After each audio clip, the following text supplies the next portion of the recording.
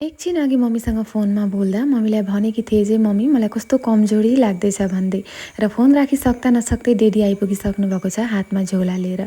मलाई थाहा थियो यो काम चाहिँ मम्मीले नै गर्नुभएको हो। अब कमजोरी लागेको छ भनेर भनिसक्दा मम्मीले चाहिँ पक्कै पनि खानेकुरो नै पठाइदिनु भएको होला भनेर म यहाँ झोला खोलेर हेर्दै थिएँ। आमा बाउको मन त हो नि गाइस, हो किन भन्नु त।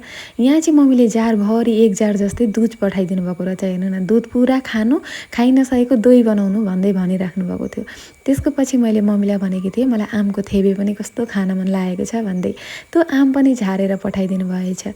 र त्यसको पछि मेरो अर्को फेभरेट गाइस फर्सीको मुन्टा, मम्मीले चाहिँ मेरो लागि भनेर फर्सीको मुन्टा पनि पठाइदिनु भएको छ। हेर्नु न, र तलतिरको चाहिँ हो निम्बु।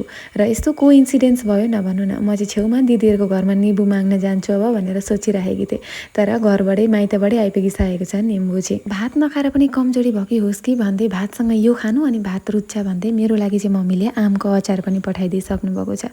गाइस, आमा बाउकै माया हो यस्तो एउटा माया जुन चाहिँ मायामा कुनै कन्डिसन हुँदैन, शर्त हुँदैन गाइस। बाउ आमाको मायामा, अरू यताउताको मायामा त सबैतिर शर्त नै हुन्छ, तर आमा बाउको मायामा कुनै टाइपको कन्डिसनै हुँदैन गाइस। एकदम सेल्फलेस माया हुन्छ आमा बाउको माया। र त्यस्तै हो गाइस, अब यहाँ सामानहरू पनि खनाइ खुनाइ गरेर डेडीलाई फेरि झोला दिएर अहिले चाहिँ डेडी पनि हाम्रो घरबाट गइसक्नु भएको छ।